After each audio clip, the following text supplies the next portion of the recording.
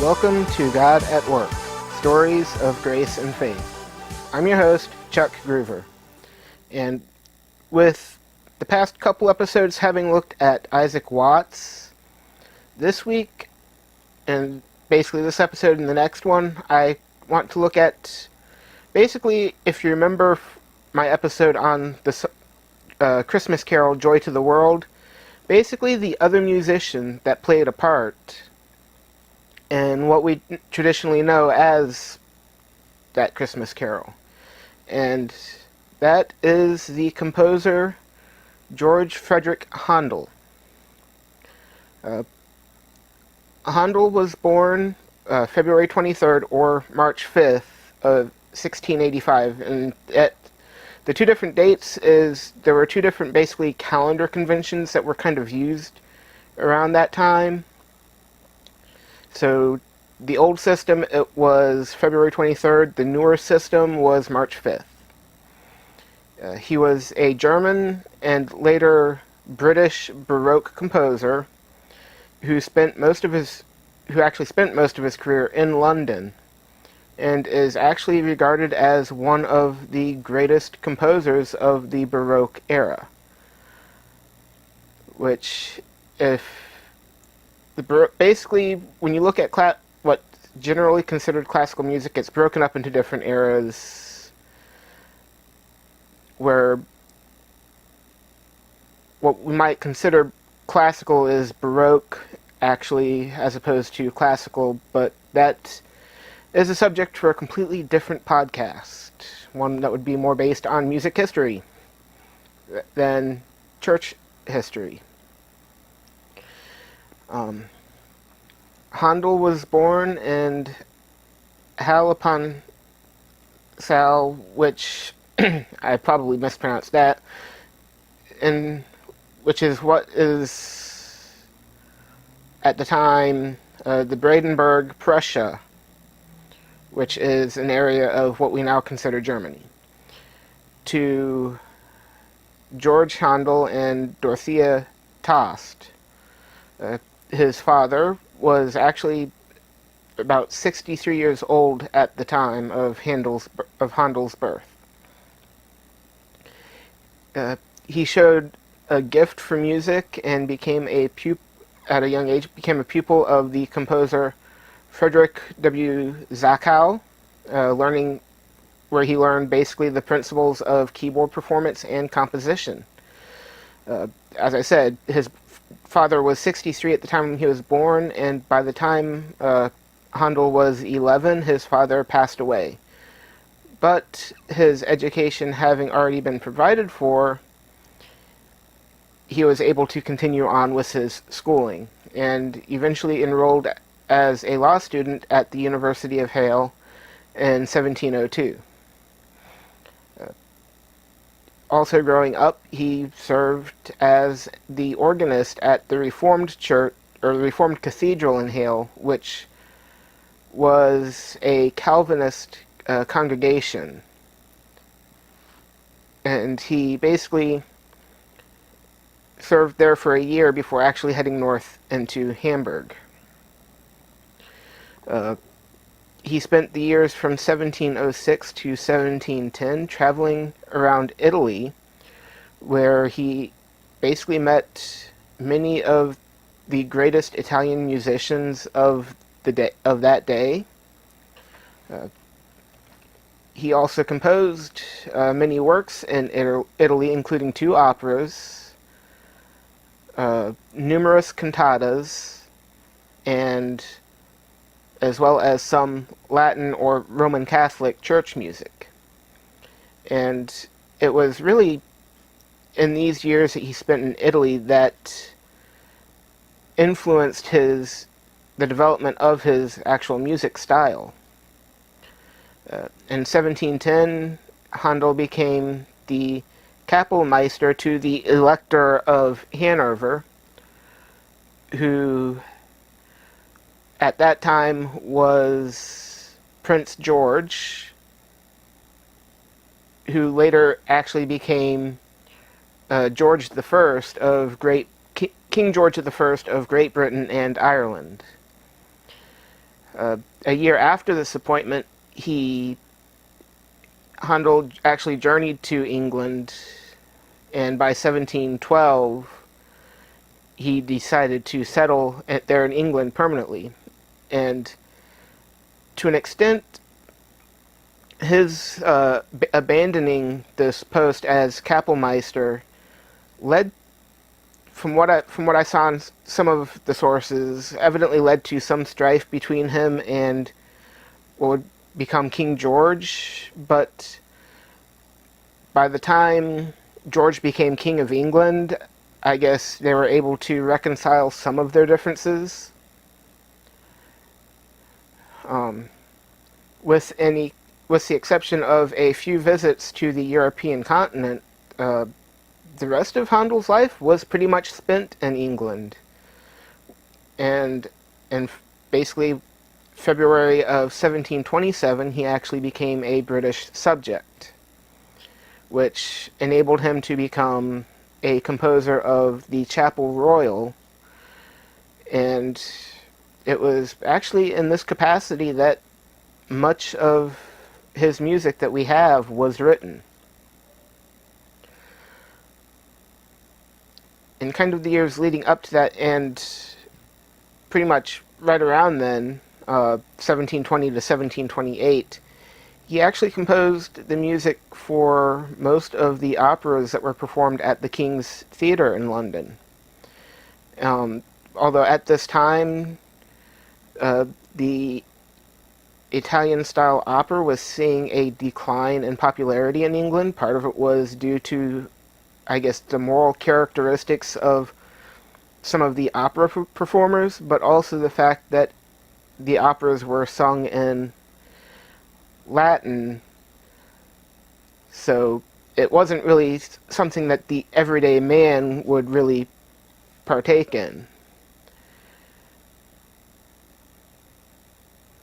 And that was after 1728 when that started happening. And it was really after some other composer actually wrote a satirical opera that was kind of putting down the Italian style of opera.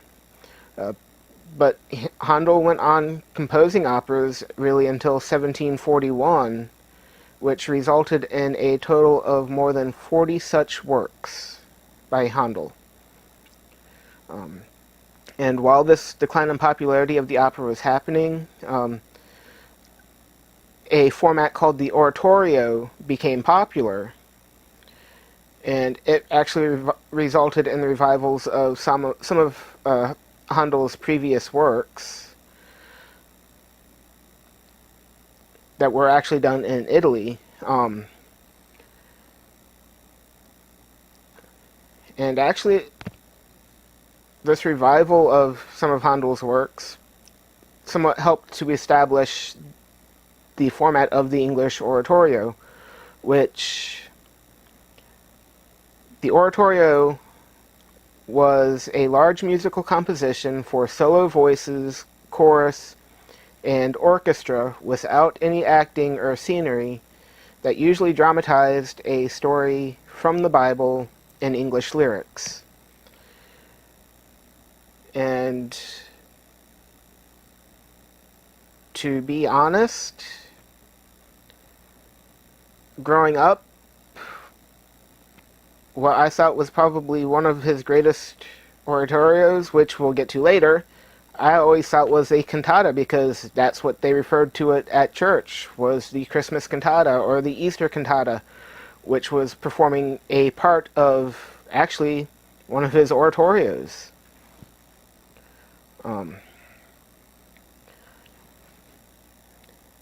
It was also during this time, Handel co-managed an Italian opera company there in England, despite the many difficulties, which included the decline of the opera. He faced difficulties with competing opera houses, rival composers, and the actual English theater, to where by 1737 his company actually went bankrupt. And also at this time, Handel himself actually suffered what appeared to have been a mild stroke. He went and had a course of treatment done. If I remember the sources right, I didn't write it down, but I think this was also one of the times when he ventured back to the European mainland for the treatments. But after the course of treatments, he went on to compose, also in 1737, the funeral anthem for Queen Caroline.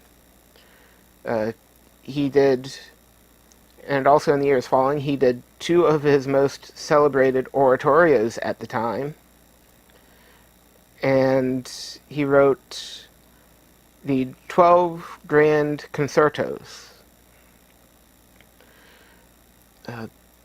He also at this time helped to establish what at that time was called the Fund for the Support of Decayed Musicians, which is what is nowadays the Royal Society of Musicians. And by this time, Handel was actually in the prime of his career. And then in 1741, he composed what is considered to be his greatest oratorio, Messiah, which was first performed in Dublin on April 13th, 1742. And by this time, Handel had actually pretty much made the oratorio and large-scale choral works some of the most popular musical forms in England. I'll probably get into it more in the next episode when I focus more on some of his music, but what this was basically saying was Handel essentially went from writing music and compositions that were pretty much almost geared towards the higher class socialites that would go to things like the opera, even though they probably didn't understand the Latin that was being sung, and produced actual works that were more inviting to the everyday middle class, where the performers didn't really have a questionable moral character. Also, the lyrics were in English, telling of, basically, an English retelling of biblical stories to basically bring the Bible and the music to pretty much the common person who otherwise would have been resistant going to something like the opera.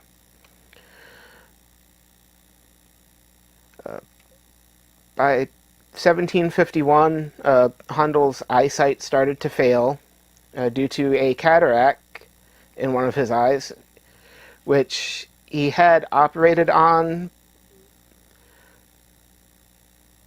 and evidently the surgeon or the doctor that he had, or the person he had operate on his cataract, wasn't the most honorable. One of the sources called him a charlatan. Probably made the cataract worse by operating on it, and by 1752 he was completely blind. He later died in 1759 at the age of 74 at his home in Brook Street, and the last performance he attended was a performance of Messiah, and he was buried in Westminster Abbey. as I said, next episode I plan to look more into how God has pretty much used his music through the years, how God has worked through him through Handel's music. But for this episode, I'm CharlesGruver, talking about George Frederick Handel, and that's God at Work. God at Work, Stories of Grace and Faith, is brought to you by Becoming God's Man Ministries, and is written and produced by CharlesGruver.